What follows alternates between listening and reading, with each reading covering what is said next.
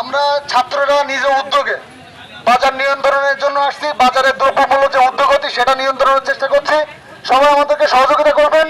সবাই মূল্য তালিকাটা রেডি রাখবেন, কেনা চালানটা রেডি রাখবেন, কে কত টাকা কিনেছেন এটা একটুখানি রেডি রাখবেন, যাতে আমরা জানতে পারি যে আপনার লাভের মার্জিনটা কত।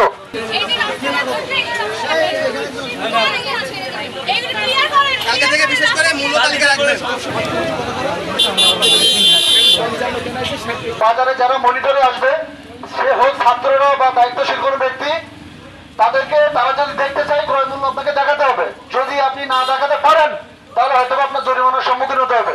সবার কাছে অনুরোধ, নতুন স্বাধীন বাংলাদেশ বিনির্মাণের জন্য আপনারা আমাদের কাঁধে কাঁধ মিলিয়ে একসাথে লড়বেন। ছাত্ররা যেভাবে বুকের তাজা রক্ত ফেলে দিয়েছে, আপনারা বাজারে এটা করে এটা একটা ইবাদত, ঠিকভাবে ক্রয় বিক্রয় একটা ইবাদত। আপনাদের কাছে অনুরোধ থাকবে, সবাই বিক্রয় মূল্য অবশ্যই প্রদর্শন করবেন, অতিরিক্ত মুনাফা করবেন না। আদা 250 টাকা করে কেজি, 25 টাকা শ।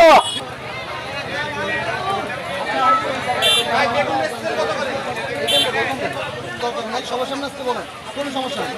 আমরা বাজারে একটা দাম নির্ধারণ করে দিচ্ছি। মরিচ কেন কত করে?